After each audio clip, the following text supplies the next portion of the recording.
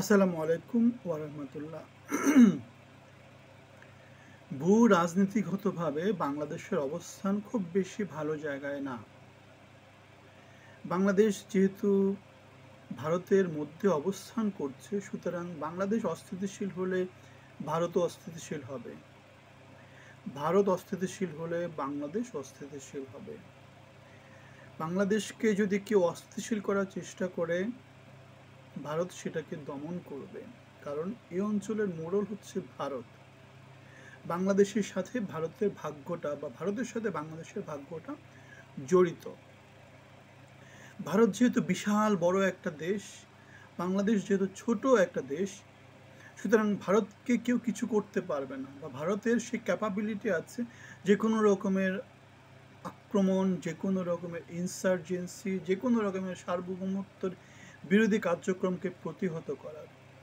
বাংলাদেশ যেহেতু ছোট একটা দেশ, বাংলাদেশকে অনেকেই কি করবে, ভূমি হিসাবে ইউজ করে নানা রকম স্বার্থ আদায় করার চেষ্টা করবে। সেটা ভারত বিরোধী স্বার্থ হতে পারে, সেটা চীন বিরোধী স্বার্থ হতে পারে, সেটা আমেরিকা বিরোধী স্বার্থ হতে পারে, সেটা মায়ানমার বিরোধী স্বার্থ হতে পারে। সুতরাং আমরা দেখতে পাচ্ছি বাংলাদেশের যে অবস্থান, বাংলাদেশের যেই ইনফ্লুয়েন্স, সব কিছু কিন্তু মোটামুটি একটু বার্গেইনের মধ্য দিয়ে যেতে পারে। বাংলাদেশ হয়তো কাউকে অনৈতিক সুবিধা দিয়ে অন্য কোনো প্রতিপক্ষকে কি করতে পারে, রাগিয়ে দিতে পারে। এখন আমরা দেখতে পাচ্ছি বাংলাদেশে অতি সাম্প্রতি যেটা হচ্ছে, ভারত বিরোধী একটা প্রচণ্ড রকমের সেন্টিমেন্ট ইউনূস সরকারের কাছ থেকে আমরা দেখতে পাচ্ছি। এবং এতদিন যেহেতু ভারত কি ছিল, বাংলাদেশ থেকে মোটামুটি একটা সার্বভৌমত্বের প্রশ্নে একটা মোটামুটি সাপোর্ট পেয়ে যাচ্ছিল, সুতরাং ভারত বাংলাদেশের নিয়ে তেমন করে চিন্তা করেনি। এখন কিন্তু ভারত কি করছে, বাংলাদেশের দিক থেকে যদি কোনো বিপদ আসে সে কি করবে সেটা নিয়ে সে চিন্তা করা শুরু করছে। আমরা দেখেছি কিছুদিন আগে ভারত কি করেছে, একটা বিশাল বড় রকমের সামরিক মহড়া করতে দেখেছি জলপাইগুড়ির ওই দিকটাতে। তারা চিকেন নেক কীভাবে প্রোটেক্ট করবে সেটা নিয়ে একটা চিন্তা ভাবনা তাদের মধ্যে আছে, এবং তারা ওখানে সামরিক মহড়ার মধ্য দিয়ে সেই জিনিসটা তারা কি করেছে, রিয়েল লাইফে এক্সিকিউট করার চেষ্টা করেছে। আমরা দেখেছি ভারতের অনেক দিন ধরে দুইটো পরিকল্পনা আছে, যেহেতু ভারতের সেভেন সিস্টার্সটা মোটামুটি একটু যোগাযোগ তাদের কষ্টকর হয়, সুতরাং সেভেন সিস্টার্স যদি কোনোভাবে হুমকির সম্মুখীন হয় তারা কি করবে তার পরিকল্পনা কিন্তু তাদের আছে। একটা পরিকল্পনা হচ্ছে নৌপথ দিয়ে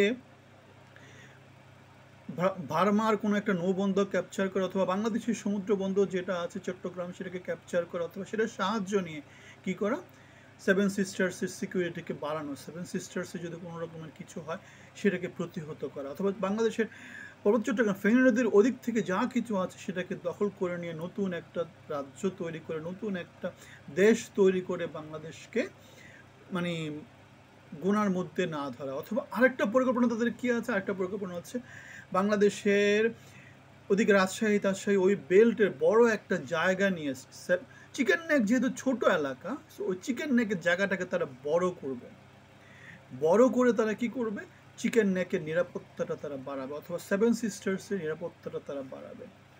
তাহলে বাংলাদেশ কি হচ্ছে, দুই দিক থেকে বাংলাদেশকে কেটে ফেলার একটা চক্রান্ত, একটা পরিকল্পনা কিন্তু ইন্ডিয়ান সামরিক বাহিনীর বা ইন্ডিয়ার যে প্রতিরক্ষা বিভাগ আছে তাদের একটা আছে।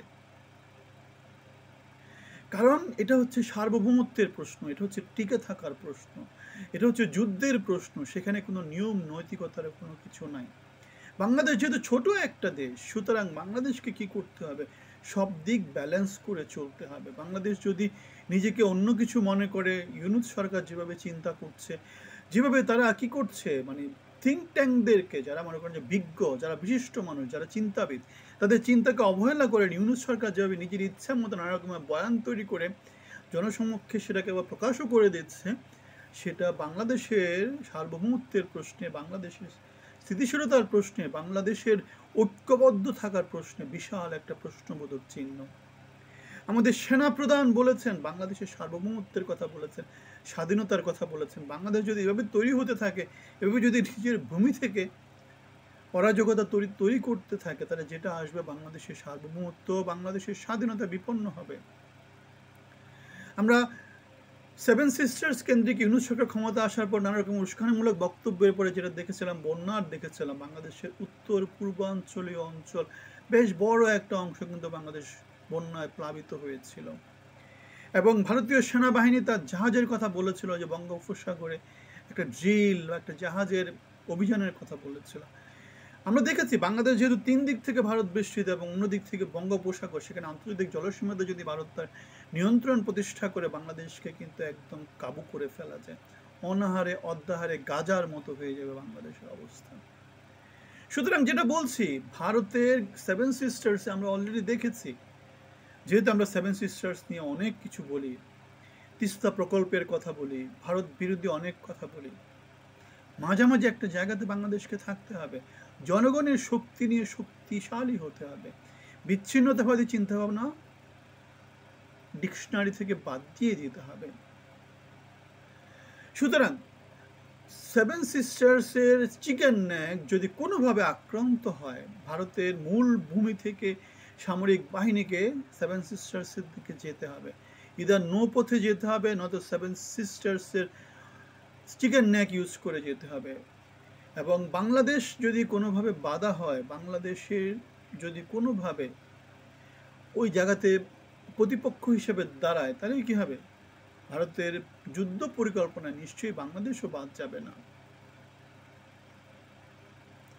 সো এই কথাগুলাই ইশারা ইঙ্গিতে বাংলাদেশ সেনাবাহিনী বলতেছে, আমাদের মতো লোকজন বলতেছে, অথবা ভারতীয় সেনা প্রধান তার যে নানা রকমের মিটিং মিছিল, আমাদের প্রণব ভার্মার সাথে তার যে মিটিং, এগুলোর মধ্য দিয়ে সেগুলোই উঠে আসছে।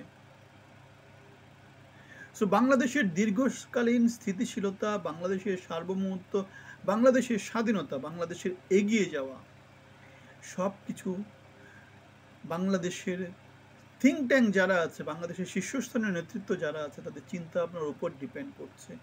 এবং তারই প্রতিফল আমরা দেখতে পাই বাংলাদেশ থেকে বিপুল পরিমাণ বিনিয়োগ উঠে যেতে, বাংলাদেশ থেকে গার্মেন্টস শিল্প আফ্রিকা নানা দেশে চলে যেতে, বাংলাদেশের লোকজনের বেকার হয়ে যাওয়ার মধ্য দিয়ে, বাংলাদেশে রোহিঙ্গা সমস্যাটার সমাধান না হওয়ার মধ্য দিয়ে।